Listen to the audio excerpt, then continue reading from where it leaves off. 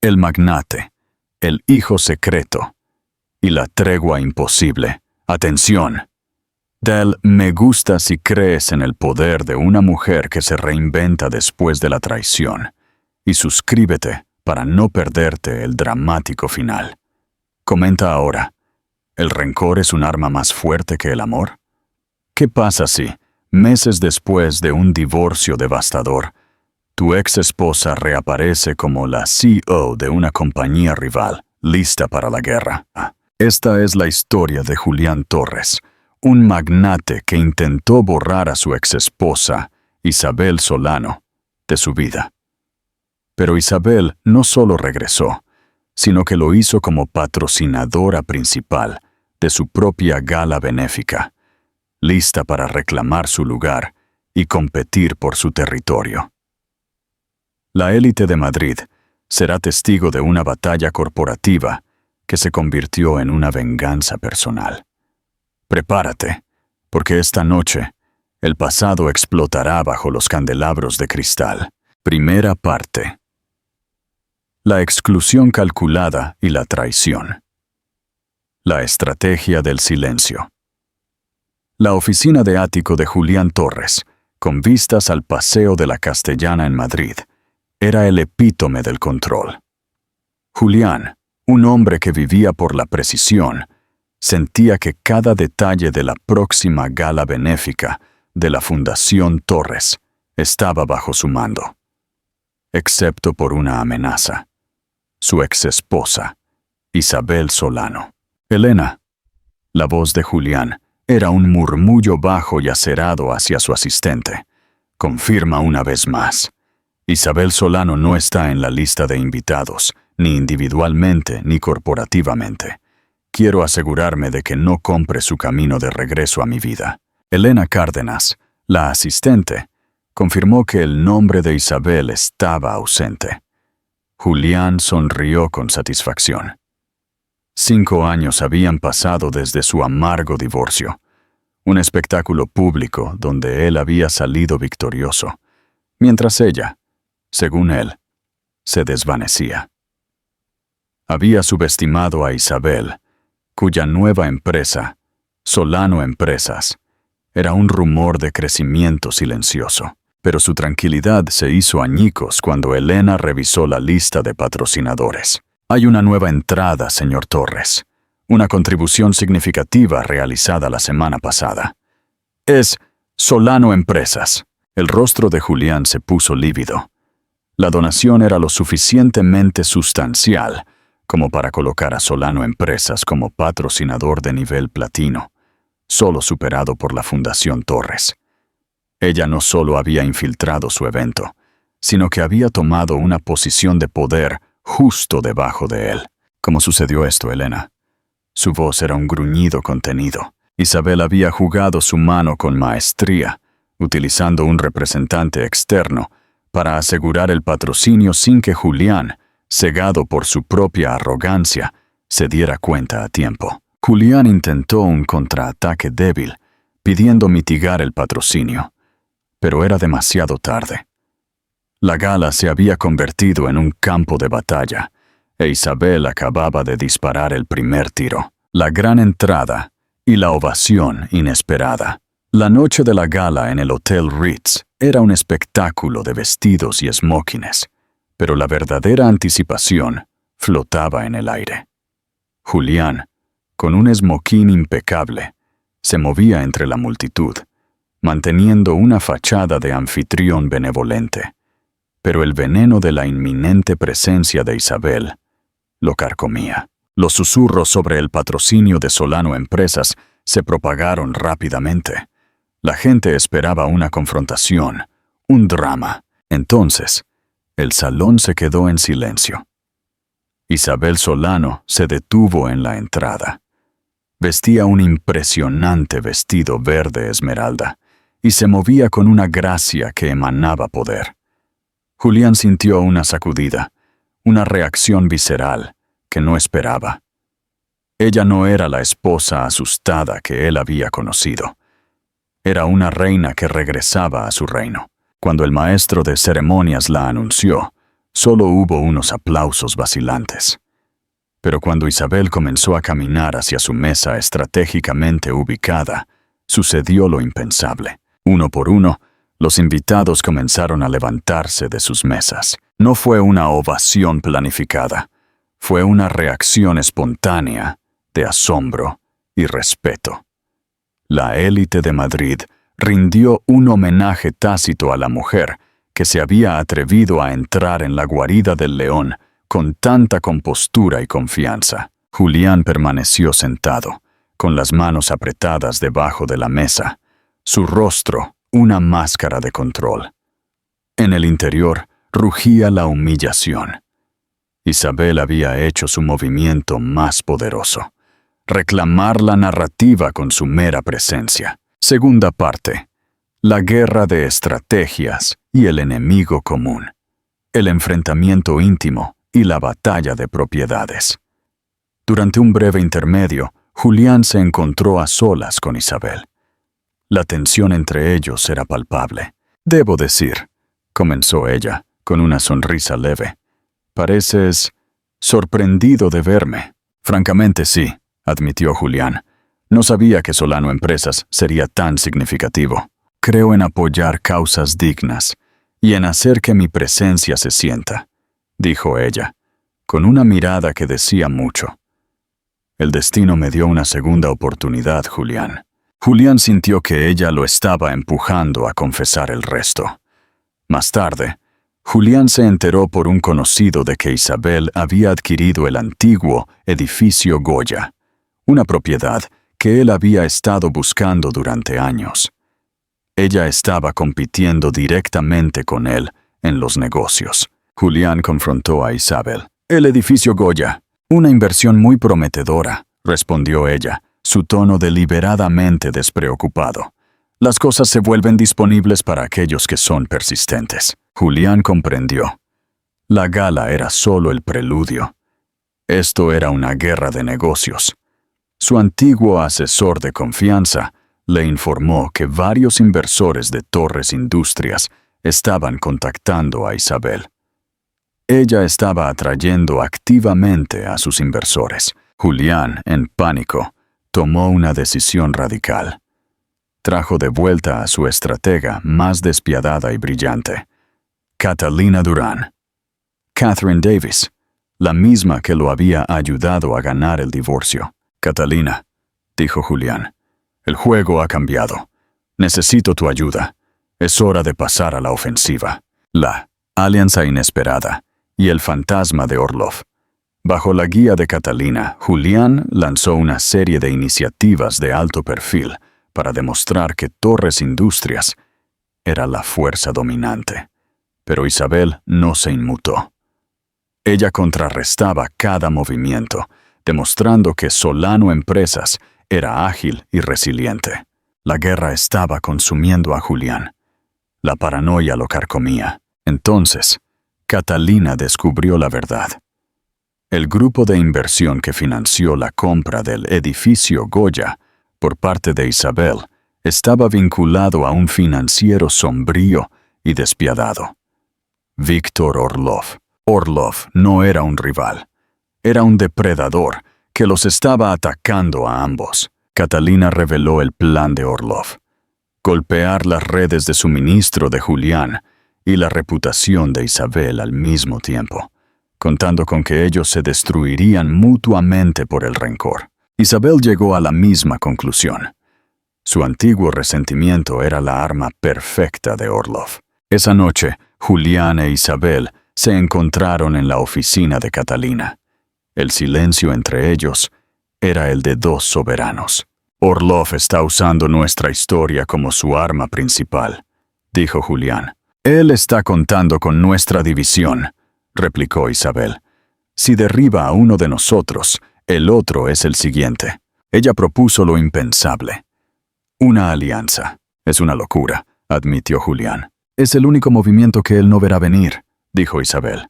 «Presentémosle nuestra unidad». Ellos acordaron los términos: transparencia total, recursos compartidos y Catalina como enlace oficial para evitar la fricción directa de su historia. Cuando termine, preguntó Julián, ¿volvemos a ser competidores? Volvemos a ser competidores, confirmó Isabel. Pero quizás competidores que entienden que hay monstruos mucho más peligrosos en el mundo que el diablo que conoces. Julián extendió su mano. Isabel la tomó con firmeza. No fue un apretón de manos de perdón, sino de supervivencia. La batalla final había comenzado. Tercera parte. El precio de la integridad y el nuevo inicio. El sacrificio de Julián y la victoria compartida. La alianza fue efectiva. Cuando Orlov lanzó un ataque cibernético devastador contra Torres Industrias, Julián tomó una decisión que cambiaría su vida. Sacrificó el servidor Cronos, su activo más valioso, para comprar tiempo a Isabel, permitiéndole a ella aislar sus sistemas. Julián perdió miles de millones de euros, pero salvó a Solano Empresas. Isabel, con su nueva deuda moral y financiera, orquestó un contraataque brillante. Ella utilizó su expertise en bienes raíces para devaluar estratégicamente el edificio Goya, forzando a los bancos a presionar a Orlov. El magnate, distraído y sangrando financieramente, no pudo resistir la presión. La CNMV intervino. Víctor Orlov fue neutralizado y su red de corrupción quedó expuesta. Isabel había ganado la guerra para ambos. Esa noche, en la oficina de Catalina, Julián se arrodilló ante Isabel, no para pedirle que regresara, sino para agradecer su integridad. «Sacrificaste tu futuro para salvar el mío», dijo Julián. «Y tú sacrificaste tu trono para salvar mi integridad», respondió ella. «Ahora estamos a mano». El voto final y la lección de Madrid. Julián tomó 2 anillos idénticos y se los entregó a Isabel. «El orgullo nos destruyó una vez», dijo Julián. «La humildad y la honestidad nos reconstruirán. No te pido que seas mi esposa por la ley, sino para que seamos socios iguales, sin secretos, y que nunca volvamos a dudar de la lealtad del otro». Isabel aceptó. El amor de ellos no era un cuento de hadas. Era una sociedad forjada en el fuego de la batalla, basada en el respeto mutuo por la estrategia del otro. El epílogo de su historia fue una tregua eterna. Julián renunció a su ambición obsesiva, centrándose en el gobierno corporativo ético. Isabel, con su nueva fortuna, se convirtió en una magnate de la tecnología verde. Con Julián como su socio más confiable, ellos entendieron que la verdadera victoria no era poseer un imperio, sino poseer la integridad. Y que al final, la persona que más necesitas en la vida no es la que te completa, sino la que tiene el coraje de enfrentarte, de salvarte y de reconstruir contigo. El matrimonio de Julián e Isabel se convirtió en una leyenda en Madrid. La historia de 2 titanes que aprendieron a compartir su poder y a luchar juntos por un legado de honor. La saga del orgullo y la redención ha terminado. Si te conmovió esta épica batalla corporativa, comenta Alianza Eterna y suscríbete para la próxima historia. La paz ganada y el anillo de la igualdad. Binyen Hainduk. Vachieknian Bindang. Un año después de la caída de Víctor Orlov, la vida de Julián e Isabel era la envidia de la élite de Madrid, no por su riqueza, que aún conservaban, aunque ahora invertida éticamente, sino por su paz. Julián había dejado la ambición desmedida, codirigiendo una nueva firma de consultoría ética. Isabel, como CEO de Solano Empresas, se apoyaba en Julián no por su dinero, sino por su agudeza estratégica. La oficina de Catalina Durán se había convertido en su lugar de reunión favorito, no para la guerra, sino para las cenas tranquilas. Una noche, mientras Julián se ajustaba el anillo de bodas idéntico. Isabel estaba revisando un viejo archivo de propiedades. Habían comprado de vuelta muchas de las antiguas pertenencias de Julián, purificándolas del rastro de la avaricia. «Mira esto, Julián», dijo Isabel, deslizando un archivo. «Compramos el apartamento de tu abuela en la costa, ¿verdad? El notario envió un paquete que ella nunca recogió. Parece que contiene efectos personales. El paquete era pequeño y polvoriento. Julián lo abrió con una mezcla de curiosidad y melancolía.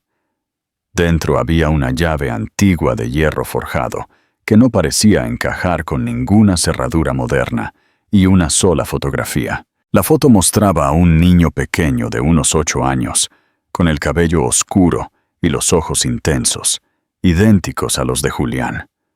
El niño estaba sentado en un columpio en un patio desconocido, y sonreía con una dulzura dolorosa. Julián sintió que el aire abandonaba sus pulmones.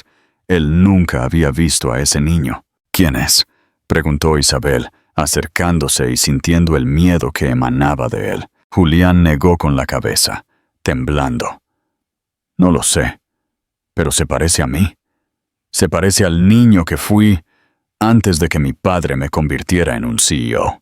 La llave al pasado y el secreto de su madre. Bajo la foto, su abuela había garabateado una única nota en una letra temblorosa, casi ilegible.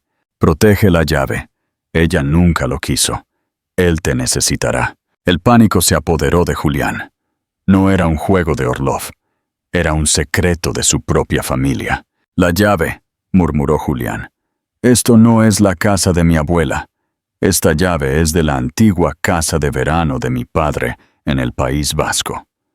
Una propiedad que siempre estuvo vacía y que mi padre siempre se negó a vender o mencionar». Isabel, con su mente analítica, rápidamente unió los puntos.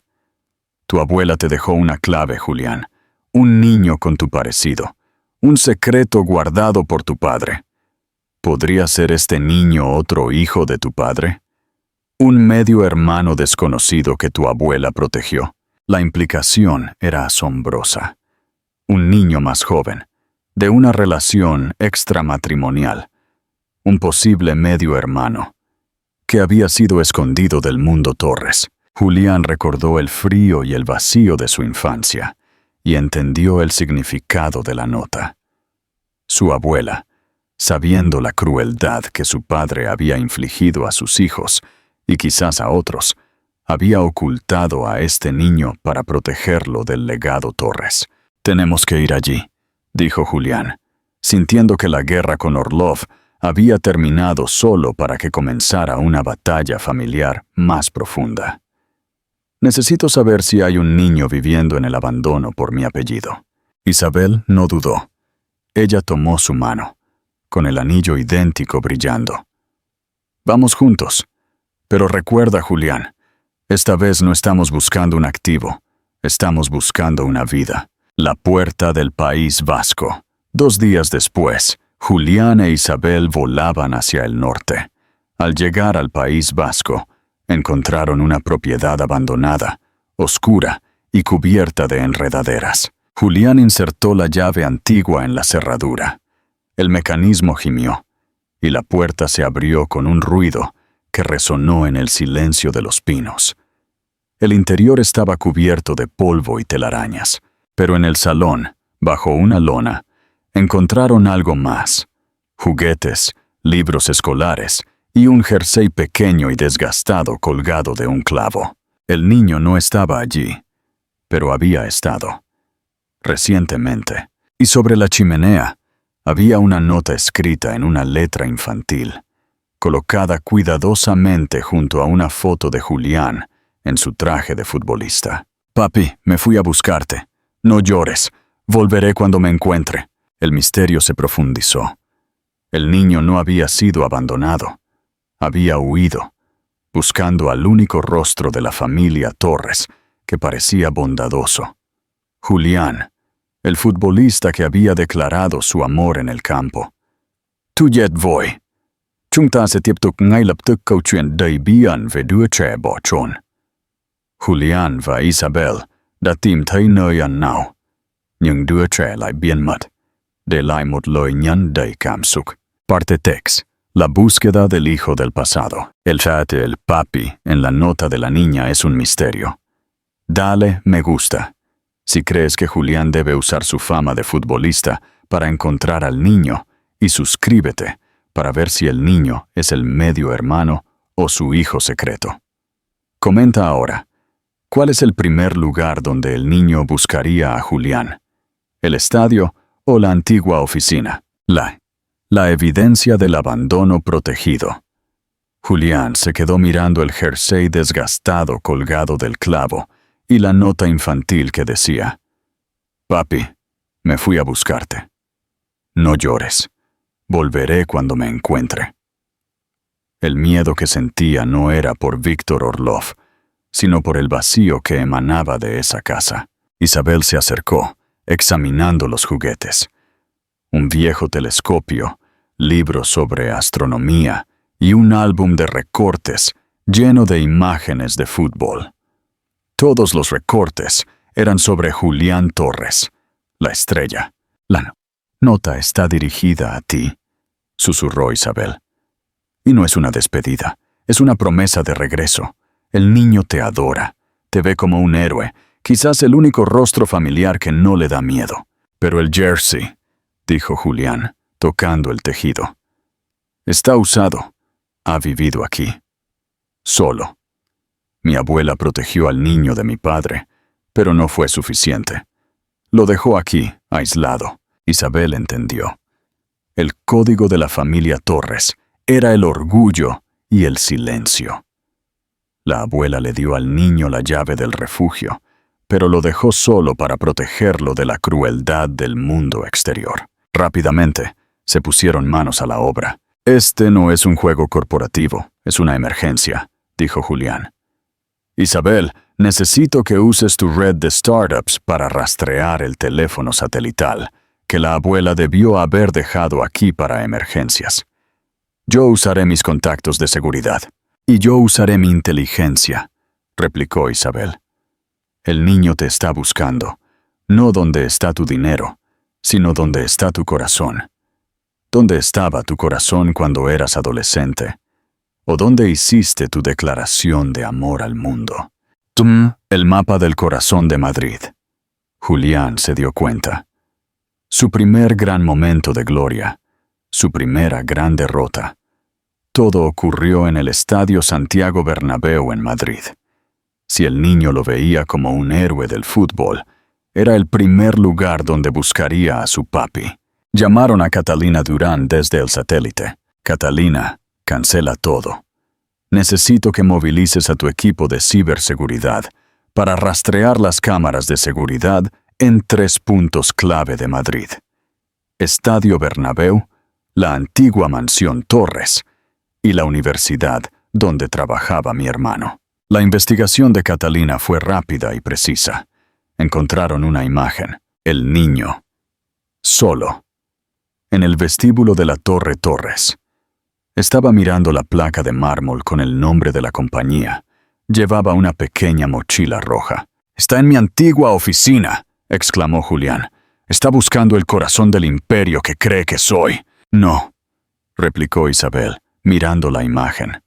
«Está buscando a su padre, o a su medio hermano. La placa es el único rastro físico. Julián, esa oficina ahora está vacía. Necesitas atraerlo.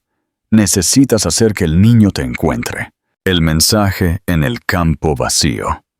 Julián recordó su propia declaración en el campo de fútbol que se hizo viral. Sabía cómo usar los medios, pero esta vez, para la luz, no para la oscuridad. Julián se puso un jersey de fútbol sin marca y se dirigió a Madrid. Él no fue al Bernabéu. Fue a un pequeño campo de fútbol comunitario en el barrio de su antiguo piso, un lugar que había patrocinado de joven, lejos del glamour. Grabó un video simple con su teléfono, su rostro cansado, pero sus ojos llenos de sinceridad. «Hola, campeón. dijo Julián al vídeo. Mi nombre es Julián. Si estás viendo esto, significa que me estás buscando. Sé que tienes esa llave. Sé que me llamas papi. Tienes mucha valentía y te quiero en mi equipo. Tu hogar no está en un edificio de cristal. Está conmigo. En este campo, donde el fútbol es solo un juego y la vida es real. Julián no mencionó el nombre del niño ni su parentesco. Solo el código. Llave. Papi. Campo. Él publicó el video en una cuenta de redes sociales que sabía que el niño, como cualquier aficionado al fútbol, podría seguir fácilmente. Ahora, la trampa no es para Orlov, dijo Julián a Isabel. La trampa es para el corazón del niño. Es una invitación a un lugar seguro, lejos del dinero. Tu jet voi. Tôi rất vui vì bạn đã sẵn lòng tiếp tục câu chuyện đầy kịch tính này. Chiến lược sử dụng sự nổi tiếng của Julián như một bẫy trái tim cho cậu bé đã được triển khai. Parte 11. El campo de la espera y la revelación del niño. El video está en línea. Dale me gusta si crees que la esperanza de Julián y Sofía atraerá al niño, y suscríbete para ver si el encuentro es interrumpido por Víctor Orlov. Comenta ahora, ¿el niño es el hijo de su hermano o es el hijo secreto de Julián? La espera insostenible. Julián y Sofía se dirigieron al pequeño campo de fútbol comunitario, el mismo donde Julián había pasado sus años de juventud. El lugar era modesto, con gradas de cemento y césped desgastado, un refugio de la fama, pero también un punto vulnerable. Se sentaron en la última fila de las gradas, disfrazados con gorras y gafas de sol, observando cada movimiento. La tensión era insostenible, no solo por la amenaza latente de Víctor Orlov, sino por el peso de la incertidumbre. ¿Quién era ese niño? Un sobrino que representaba la única conexión con su difunto hermano, o un hijo secreto que Julián nunca supo que concibió. Orlov lo verá, murmuró Sofía, con voz tensa, mirando su teléfono satelital. El vídeo se está volviendo viral en las cuentas de fans. Es cuestión de horas para que lo detecte, pero tardará más en organizar un ataque en un lugar público y concurrido, replicó Julián. Esto nos da una ventana. Necesitamos que el niño llegue antes de que Orlov se mueva. Julián recordó la nota del niño. Papi. Si él no fuera el padre, ¿por qué el niño lo llamaría así? El pensamiento lo golpeó con una fuerza abrumadora. ¿Podría ser este su hijo? Una consecuencia de una noche solitaria después de que Sofía se marchara, un eco de su propio dolor. Julián, dijo Sofía, notando la angustia en su rostro. Si él es tu hijo, ¿qué harás? Julián se quitó la gorra, revelando su mirada seria. Lo aceptaré y lo amaré, pero lo más importante, le diré la verdad. Nunca más ocultaremos la verdad por miedo. El encuentro en el césped. Pasaron casi 4 horas. La luz del sol comenzó a caer, pintando el cielo de tonos anaranjados. El corazón de Julián se hundía. ¿Había fallado la estrategia? De repente, Sofía agarró su brazo. ¡Mira! Un taxi se detuvo en la calle adyacente. Un niño pequeño, con una mochila roja, salió con una determinación que no coincidía con su tamaño. Era él. El niño miró a su alrededor, ignorando a los pocos jugadores aficionados en el campo. Fue directo a la puerta cerrada de las gradas y se detuvo. Julián y Sofía vieron cómo el niño dudaba, sacando algo de su bolsillo. La llave de hierro forjado. El niño se dirigió al centro del campo, se arrodilló y miró al cielo, como si estuviera hablando con el héroe que veía en la televisión. Julián y Sofía bajaron corriendo las escaleras. «Somos nosotros», dijo Julián en voz baja, acercándose lentamente. «El papi del vídeo». El niño se puso de pie de inmediato. Vio a Julián, y sus ojos se abrieron con una emoción que Julián nunca olvidaría. El niño corrió. no hacia Julián, sino hacia Sofía. ¡Señora! ¡Usted es la arquitecta! ¡La del edificio Serrano!, exclamó el niño. ¡Soy Mateo! Mi abuela dijo que si alguna vez te encontraba, le dijera que la llave es para el Jardín del Sol. Julián y Sofía se quedaron helados. El niño no se llamaba Daniel, sino Mateo, y los había confundido con sus respectivos roles profesionales. ¿Mateo?, preguntó Julián, confundido. Sí. ¿Y usted?, dijo el niño, mirando a Julián con una dulzura inmensa. Usted es mi héroe, mi tío Julián, la verdad final y el ataque latente. La revelación fue un alivio para Julián. No era su hijo, sino su sobrino, el hijo de su difunto hermano, a quien su abuela había protegido. ¿Daniel no es tu nombre?, preguntó Sofía, sosteniendo al niño suavemente. No, mi abuela me llama Mateo. Ella dijo que si alguien preguntaba por Daniel, que no dijera nada. Ella me protegió, explicó Mateo. Mateo no solo confirmó su parentesco, sino que entregó una nueva pista. El Jardín del Sol. Mi madre. ¿Dónde está tu madre, Mateo?, preguntó Julián. Mi abuela me dejó aquí con una nota. Dijo que tenía que irse, pero que fuera fuerte, que encontrara al papi del fútbol, y que llamara a Lola, dijo Mateo, señalando una pequeña nota en su mochila. Sofía leyó la nota. Estaba escrita por la abuela, con la letra temblorosa. Julián, he cometido el error final. Orlov me encontró en el País Vasco. Lola, la madre de Daniel, nos ayudó a escapar, pero yo la envié a una trampa. Ahora estamos separadas. Sálvalas a ambas. La llave abre la puerta del Jardín del Sol. El rostro de Julián se puso lívido.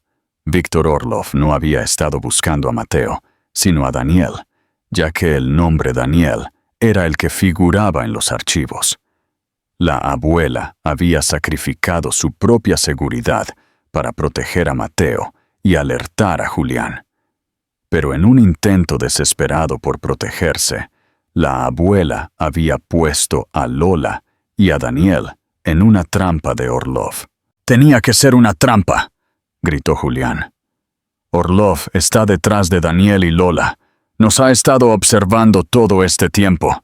La abuela está en peligro y Orlov ya tiene al niño correcto». Julián abrazó a Mateo con fuerza. Había salvado al sobrino, pero había perdido al objetivo principal. La guerra no había terminado. Acababa de comenzar. El significado oculto. Julián abrazó fuertemente a Mateo, quien dormitaba de cansancio. Dejó a Mateo al cuidado de Isabel en un lugar seguro. Ahora, Julián e Isabel se quedaron solos en absoluta tensión, mirando la última pista. El Jardín del Sol. «Esto no es un lugar, Julián», dijo Isabel, con la mirada fría de un director ejecutivo que analiza datos de mercado. «Hemos revisado todas las propiedades de Torres. No existe tal nombre». Julián recordó las costumbres de su abuela. Ella nunca dijo nada directamente.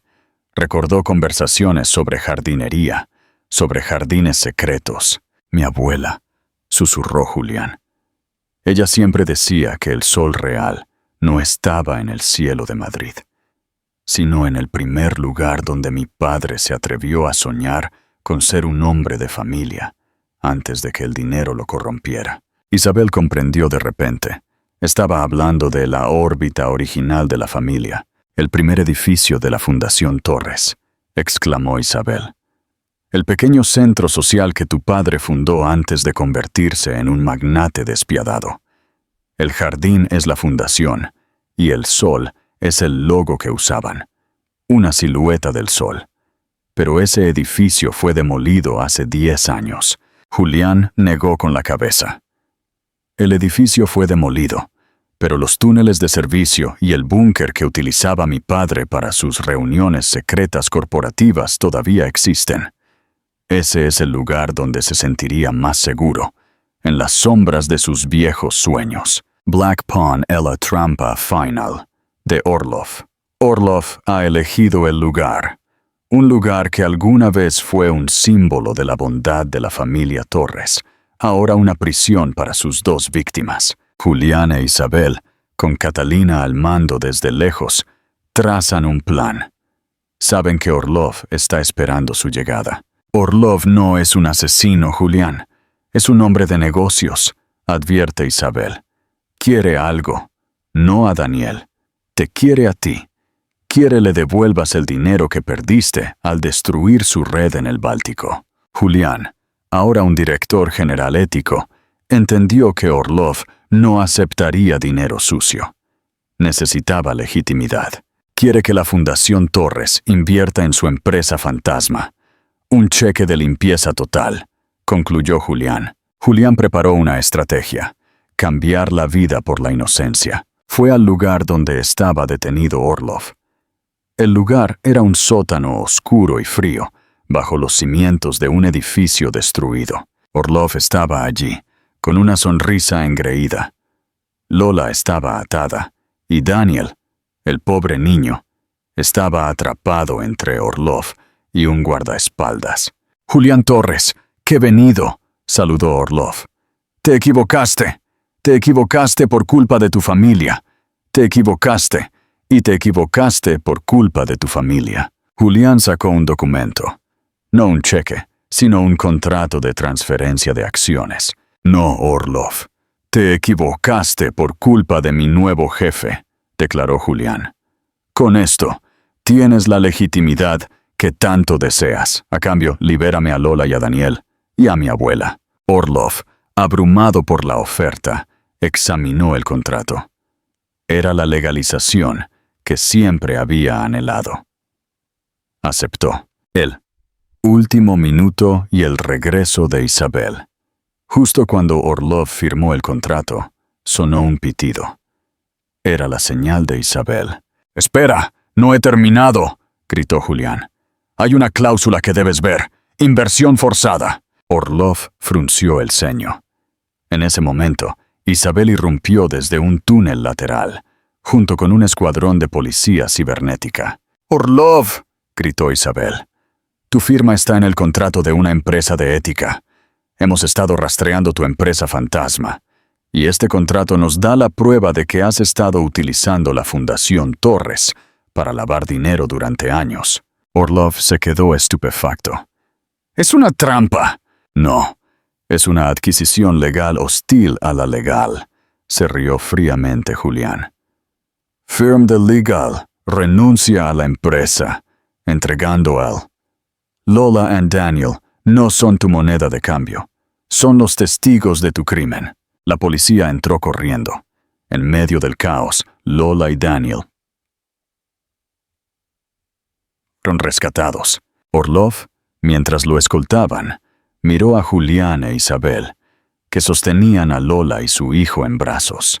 «Estás en problemas, Julián. Estás en problemas, Julián», le susurró a Julián. Julián miró a Isabel, que lo sostenía. «Ella no es mi debilidad, Orlov. Ella es mi fortaleza, y mi lealtad es su prueba más fuerte». Parte 13. La elección final de Lola y el futuro de los Torres. Sulua Chon Kuoi Kung, Kwa Lola, Va Tung Lai, Kuanya Torres. Orlov está fuera de juego, pero el futuro de Daniel y Lola está en el aire. Dale me gusta si crees que la sangre es más fuerte que el miedo y suscríbete para ver si se unen al legado Torres. Comenta ahora, ¿elegirá Lola la seguridad de la riqueza o la paz de su vida anterior? El regreso a la luz. Después de la dramática confrontación en el búnker del País Vasco, Lola y Daniel fueron llevados a un hospital de Málaga para recuperarse.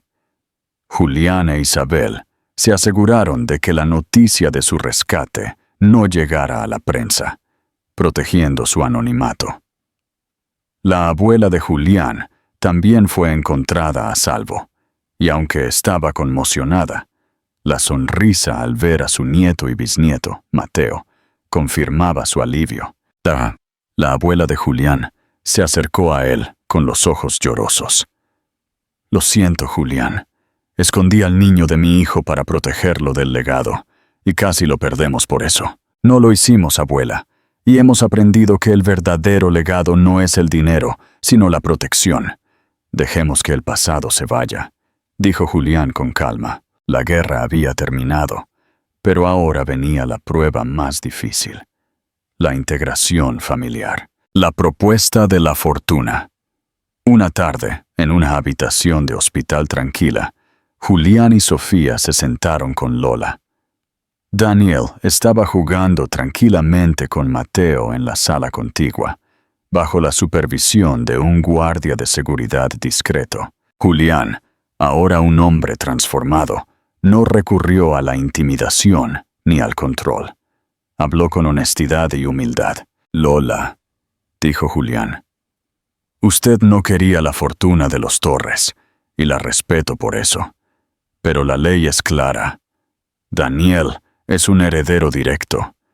Y ahora que Orlov está fuera, la fortuna de mi difunto hermano le pertenece, junto con la de Daniel, que ha sido incrementada por el trabajo de Solano Empresas». «No necesito su dinero, señor Torres. Solo quiero paz», replicó Lola, con la voz baja y firme. «Lo único que quiero es volver a Sevilla, a mi biblioteca y a mi vida sencilla». Isabel intervino, con la calidez que había ganado su confianza. «Lola, entendemos su miedo, pero su vida ya no es segura en Sevilla. Orlov es solo uno de los depredadores que existen. Daniel es un objetivo por su sangre, pero hay una solución que combina la paz y la seguridad. Un nuevo comienzo, con protección total, sin cadenas de oro». Julián se inclinó hacia adelante. «Quiero que se mude a Madrid, Lola, a una casa pequeña y segura, cerca de nosotros. El dinero de Daniel estará en un fideicomiso ético que usted y Sofía supervisarán. Usted puede continuar con su trabajo en una biblioteca aquí, no como una prisionera de la riqueza, sino como una mujer libre, pero segura». Lola miró a los dos. Vio el amor en los ojos de Julián y la lealtad en los de Sofía. Vio el compromiso que se forjó en el campo de batalla. «¿Y por qué harían todo esto?», preguntó Lola. Julián miró hacia la habitación donde Daniel y Mateo jugaban tranquilamente. «Porque Daniel es mi sobrino, y porque su hijo, Lola, es la prueba de que el legado de mi familia no tiene por qué ser la crueldad. Él es la esperanza, el paté de aceptación de la sociedad». Lola sonrió por primera vez, una sonrisa frágil pero sincera. «Acepto, pero con una condición. No quiero que me traten como a una Torres, solo como a la madre de Daniel». Isabel y Julián asintieron con solemnidad. En los meses siguientes, Julián y Sofía se casaron oficialmente en una ceremonia íntima, utilizando el bloque de madera y los anillos idénticos. Su alianza de vida se formalizó. Lola se mudó a Madrid con Daniel. La vida no fue fácil, pero Daniel y su tío Julián se volvieron inseparables, unidos por la sangre y la gratitud. Lola encontró trabajo en una prestigiosa biblioteca, y su vida, aunque ya no era simple, estaba llena de paz y seguridad. El legado Torres fue finalmente reescrito. Ya no se trataba de imperios o de crueldad, sino de la responsabilidad compartida, la lealtad y el amor. Un nuevo legado en marcha. Mod di San Moidan Hentain. 3 años después de la caída de Víctor Orlov y del matrimonio de Julián e Isabel, la vida en Madrid se había asentado en una rutina de felicidad y propósito. Torres Industrias se había transformado en una empresa de consultoría ética. Lola y Daniel eran parte integral de la familia. Daniel crecía con la seguridad y el amor que se le había negado. Mateo, el sobrino de Julián, y Daniel eran como hermanos, con Julián asumiendo su rol de tío y mentor con devoción. Julián e Isabel eran un equipo invencible, tanto en casa como en la oficina. Su amor se basaba en la verdad, la estrategia y el recuerdo constante de que el orgullo era su mayor enemigo. Una tarde, mientras Julián esperaba a Isabel en la cafetería tranquila, donde solían discutir estrategias, su teléfono vibró. Era un mensaje de texto de un número desconocido. Solo una palabra. Lo siento. Julián frunció el ceño. Descartó el mensaje como un error, pero el recuerdo de la vieja traición se agitó. El útil encuentro en la esquina. Julián miró hacia la esquina de la cafetería. Una mujer estaba sentada sola, con la cabeza gacha, el cabello rubio, la postura tensa. No había duda. Era Sofía, la amiga que había orquestado su divorcio y la pérdida de sus primeros años con Isabel. Sofía levantó la mirada y sus ojos se encontraron con los de Julián. Había un miedo palpable en ella, no de venganza, sino de condena. Julián sintió una punzada, pero no era ira. Era la fría tristeza de ver el daño que el orgullo había causado. Él caminó hacia ella, con la calma de un hombre que ya no tenía nada que perder. «Sofía», dijo Julián. En sentarse, ella se sobresaltó. «Julián, te juro que no quería molestarte. Solo quería asegurarme de que estaban bien». «Estamos bien, muy bien, de hecho», respondió Julián. Ella asintió, las lágrimas asomando. «Lo sé. Lo veo. Me alegro. Ella siempre fue la correcta». Julián la miró. Vio el agotamiento en su rostro. La soledad. «¿Qué quieres, Sofía?» «Nada. Solo que sepas que me arrepiento. Lo que hice, lo hice desde un lugar de profunda necesidad y desesperación. Perdí mi alma por intentar ganar tu corazón». Julián recordó su propia confesión de arrepentimiento. Se dio cuenta de que Sofía era el espejo de su propio error. Alguien que confundió la ambición con el amor. «El perdón no me corresponde a mí, Sofía», dijo Julián, con suavidad inusual. «El perdón debe venir de ti misma. Yo he reconstruido mi vida. Ahora tienes que reconstruir la tuya. Pero ya no es mi problema ni mi responsabilidad». Julián no ofreció su ayuda. No la condenó. Simplemente se negó a que el pasado volviera a ser parte de su presente. Se dio la vuelta y se fue. El último paso hacia adelante. Al salir de la cafetería, Isabel estaba esperando a Julián. Ella había visto toda la interacción. «¿Qué quería?», preguntó Isabel, tomándolo del brazo. «Quería que supiera que se arrepiente», dijo Julián. «Y yo le dije la verdad, que ya no tiene espacio aquí. El pasado está sanado, Isabel, pero la sanación no significa que la puerta se quede abierta». Isabel asintió, su rostro lleno de orgullo por la fortaleza de Julián. «Gracias por no dejar que esa herida volviera a sangrar, Julián. Nuestro futuro es demasiado valioso». Ambos caminaron de la mano. El sol brillaba sobre Madrid. Su saga había terminado. El verdadero triunfo no fue contra Orlov, sino contra las sombras de sus propios errores.